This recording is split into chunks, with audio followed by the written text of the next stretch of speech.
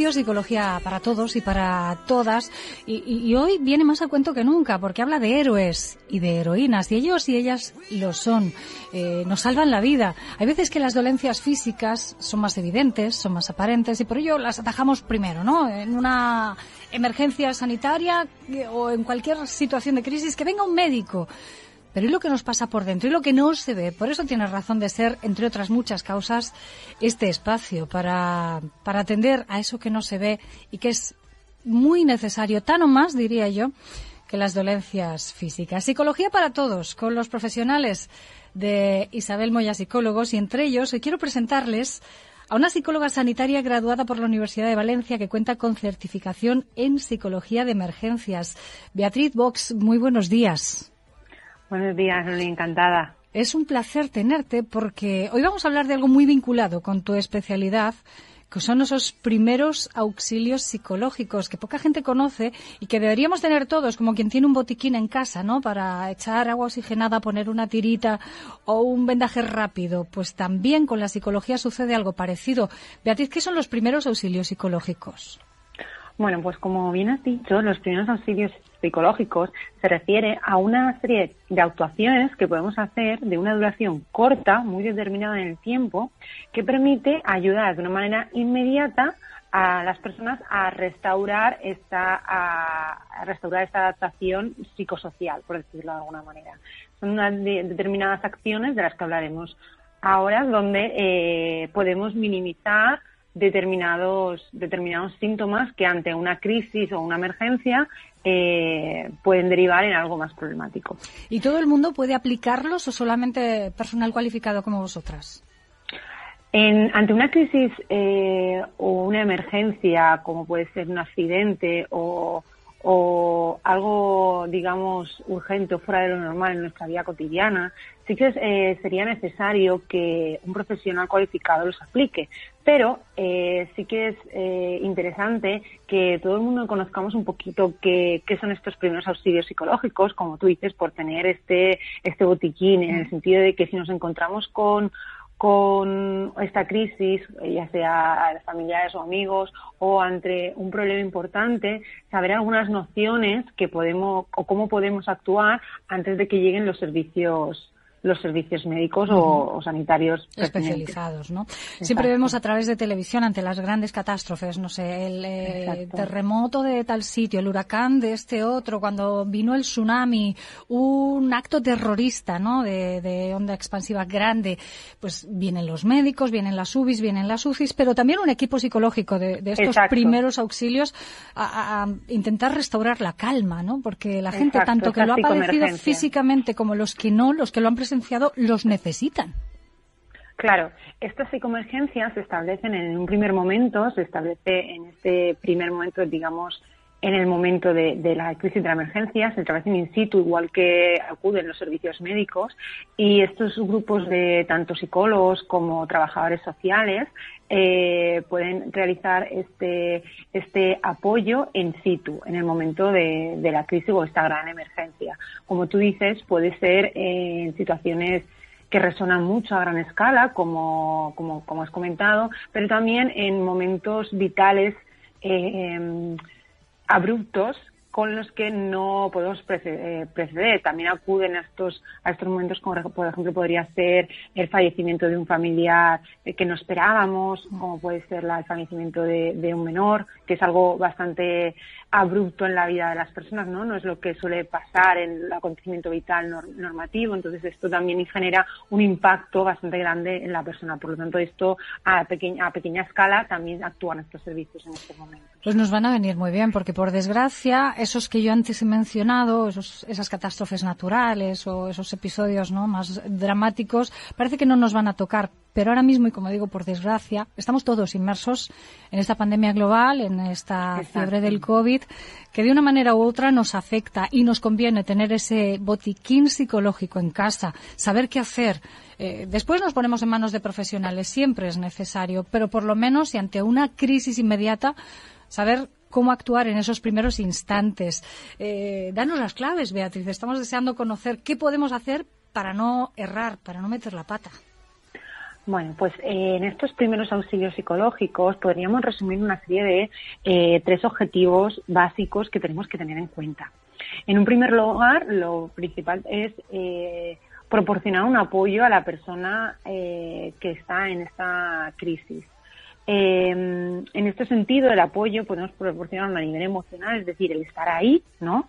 Realmente en estos momentos, más que actuaciones, es el cómo estás, ¿vale? El cómo acompañar.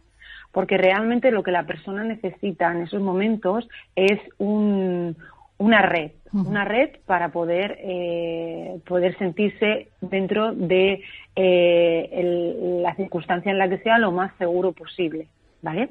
Entonces, por eso empezamos con el proporcionar los apoyos, es decir, estar y acompañar, fijarnos en el lenguaje no verbal de la persona, cómo se expresa, establecer, si lo conocemos, establecer un poco de contacto, es decir, apoyando la mano en un hombro, ¿no? Un poco de contacto para sentarlo en la realidad. Facilitar una comunicación, es decir, preguntar cómo está, cómo se encuentra, que se comunique, ¿vale? Uh-huh. Y luego, algo muy importante es la normalización de la situación. Es decir, si encontramos una persona ante una crisis, luego hablaremos de las diferencias entre las palabras crisis, emergencia y urgencia, que son palabras que a veces confundimos, ¿no? Que parece que resuenan mucho. Pero ante estas situaciones es normal que la persona reaccione de una manera no normativa a su vida normal, y esa reacción no normativa realmente es normativa en esa situación, porque realmente la persona está teniendo una adaptación a la situación en la que se encuentra. Entonces, todos estos puntos entrarían dentro de proporcionar estos apoyos. Y además, ¿vale? En ese orden, tal y como lo has dicho, ¿no? Con una primera toma de contacto entramos poco a poco y no podemos ir rápido a decir, como has dicho, empezando por el final. No podemos tocarle el hombro y decir, tranquila, no pasa nada, porque eso sí que nos molesta, ¿eh? Cuando estamos en una situación difícil que somos incapaces de controlar, que venga alguien y lo normalice de entrada, no puede ser. Es poco a poco, ¿no? Esa toma de contacto, ir suavizando. Uh-huh. Además, me ha sido curioso lo que me dices, ¿no? El no pasa nada, que muchas veces tenemos en la boca cuando alguien se encuentra mal, ¿no? Tenemos que tener en cuenta para esto y para otras situaciones que no sean crisis, cuando encontramos entre un malestar emocional de otra persona allegada o no, cuando el no pasa nada, pensemos realmente si realmente hay ese no pasa nada o ¿qué pasa por encontrarse mal, no? Esa es la pregunta. Uh-huh. Validemos esa emoción, validemos que esa persona pues está ansiosa, está triste, está cabreada por diferentes motivos. No pasa nada por experimentar enfado, ira o tristeza. Uh-huh. Son emociones básicas que tenemos los seres vivos y son totalmente funcionales para determinados momentos de nuestra vida y nuestra rutina. Entonces, el no pasa nada a veces podemos hacer un efecto contrario, ¿no? Tenemos que intentar estar cómodos con nuestras emociones, las llamadas emociones negativas, aunque realmente son adaptativas, igual que la alegría o otras que están más aceptadas, ¿no? Socialmente. Entonces, bueno, validemos esas emociones. La diferencia entre no llores, tonta, no pasa nada, a no pasa nada porque llores. Llora y después ya arreglamos todo esto. Exacto. Dar ese espacio de tranquilidad y seguridad y, bueno, cuando hemos trabajado o gestionado ese momento de tristeza, de enfado o de ira o de miedo, pues vemos qué opciones tenemos, ¿no? En esos momentos. Esto independientemente que la situación sea una crisis o sea una situación normativa que haya pasado cualquier cosa en el día a día y pues salgan estos sentimientos. Sí. Beatriz, decías que hay matices diferenciadores y hay que conocer bien los términos entre crisis, emergencia y urgencia. Vamos a poner cada término en su sitio. Vale. En cuanto a la crisis, una crisis nos referimos cuando aquella situación que se genera por un evento externo que sobrepasa toda capacidad de respuesta del ser humano, ¿vale? Es decir, los mecanismos de afrontamiento que tenemos nos resultan insuficientes. Uh-huh. Y entonces se produce un desequilibrio o inadaptación psicológica o material o funcional, depende de las partes que afecten, ¿no? Esto sería el término crisis, ¿vale? Por eso también se está llamando crisis sanitaria, al momento que estamos viviendo ahora. Se produjo una serie de acontecimientos que sobrepasaron toda nuestra capacidad de respuesta a nivel médico y sanitario que teníamos en ese momento. Uh-huh. Y por ello es una crisis sanitaria. ¿Vale? En cuanto a la urgencia, es una situación de aparición súbita e inesperada, ¿vale? Generada por una acción o un suceso normalmente indeseable que requiere de una atención ya sea de salud, de términos de seguridad, etcétera, que pueden poner en peligro la salud o la autonomía de las personas. Por eso son los servicios de urgencia, son momentos de urgencia que necesitamos una respuesta inmediata. ¿Vale? En cuanto a la emergencia, se define como una situación generada por un riesgo que puede afectar directa o indirectamente a las personas o a una colectividad en general, ¿vale? En función de, siempre hablamos de salud o autonomía, que está caracterizada también por algo inhabitual, súbito y que las consecuencias superen esta capacidad de respuesta de los servicios habituales. Digamos que esto afecta ya de manera un poco más colectiva, ¿no? Exacto. Las tres cosas, la crisis, la urgencia y la emergencia, pueden ser de forma individual o colectiva en función de la situación que se establezca, como por ejemplo en la situación del COVID, pues obviamente hay una crisis, ¿no? Ahí está esta crisis sanitaria en general por este momento de que no había una capacidad de respuesta sanitaria y a nivel emocional también individual, el decir me tengo que confinar 3 meses es algo que nosotros no habíamos vivido nunca y realmente no estábamos preparados individualmente para ello. Fue algo que nos tuvimos que adaptar de hoy para mañana, por decirlo así. Entonces, esas tres, me gusta diferenciar estas tres definiciones porque muchas veces en el día a día las solemos poner en un lugar y en otro independientemente de la situación, ¿no? Sí, y al escucharte las definiciones es verdad que son bastante distintos los términos, ¿no? Le dio una crisis psicótica y se llevó por delante a este. No, es que realmente eso, por lo que tú has explicado, ha sido una urgencia, ¿no? Porque ha sido algo inesperado, súbito. Claro, cuando hablamos de trastorno mental en este caso, sí que hay otra terminología. Aquí lo que hablamos es de lo que es yo me refería a lo que es el día a día, ¿no? Como hablamos, cómo somos las palabras socialmente hablando. Sí. En esta definición, cuando hablamos, por ejemplo, tengo una crisis de ansiedad. Una crisis de ansiedad podría ser perfectamente un ataque de ansiedad, sí. ¿Vale? Entonces, sí que es verdad que igual que la gente utiliza muchas veces el término de depresión cuando está triste, y realmente la depresión es una enfermedad mental. Por eso es importante tener en cuenta los términos que utilizamos cuando hablamos, porque realmente, aunque en el colectivo social se entienden, realmente estamos utilizando unos términos que significan otras cosas, o unas cosas más graves, en situaciones unas cosas distintas. Desde luego. Por eso nos viene muy bien este espacio, todos los jueves. Por eso nos viene muy bien estar al habla con profesionales, para entendernos, para entenderos y para decir las cosas como deben de ser y para iniciar ese camino hacia el estar bien. ¿Algo más en cuanto a los primeros auxilios psicológicos por concluir?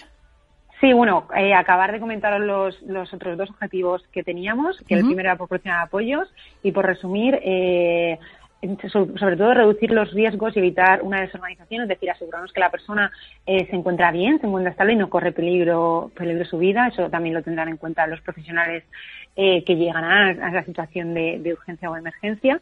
Y luego, en un segundo momento, proporcionar otros recursos de ayuda, es decir, identificar las necesidades que la persona iba a necesitar, a qué recursos inmediatos podemos derivar, a qué organizaciones podemos llamar. Entonces, sobre todo yo me quedaría con dar ese espacio de apoyo emocional y de expresión y normalización de la situación.